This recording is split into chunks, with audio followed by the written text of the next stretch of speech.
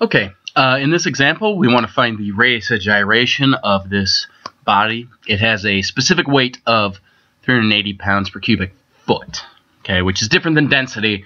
It's based on the weight rather than the mass, okay? And we want to do this about the x-axis, as shown there, okay? So we're going to draw our disk, like we do, okay? And we're going to write that it has a radius of y and a thickness of dx. Okay, so we will write the dm as rho times dv. Okay, where rho is the density, this is specific weight, but as you'll see, we won't need it either way. Okay, so dv is pi y squared times dx, so that's pi r squared times the thickness. Okay, so that's what dm is.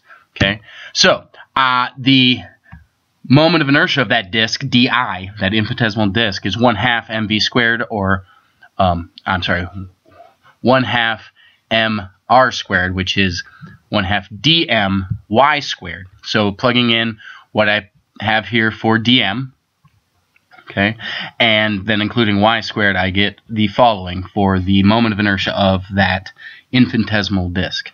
Okay, so now I'm going to integrate this. I'm going to stack these along the x-axis. Okay, so I'm going to integrate from 0 to 8.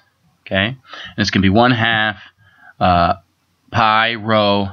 Okay, instead of y to the 4th, I plug in the fact that y is equal to 1/3 x.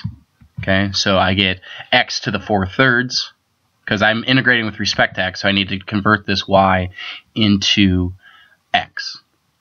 Okay, so I use that equation there, just solving it for y and plugging it in to my y to the 4th.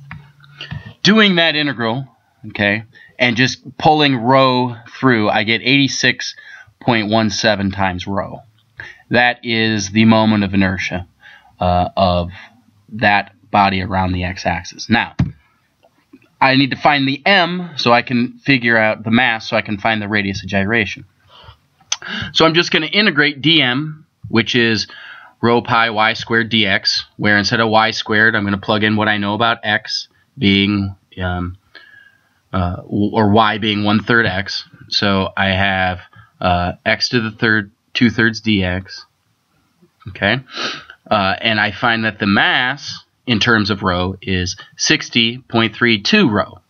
Okay, now I could get specific weight, convert it using 32.2 to find rho, or just recognize that the radius of gyration, which I'm trying to find, is just the square root of I divided by m, where I is 86.17 rho, m is 60.32 rho. The rho's will actually cancel, and I'm left with 1.2 inches, and that's the radius of gyration of this object about the x-axis. Just another way of tabulating, or another way of expressing the mass moment of inertia of this example.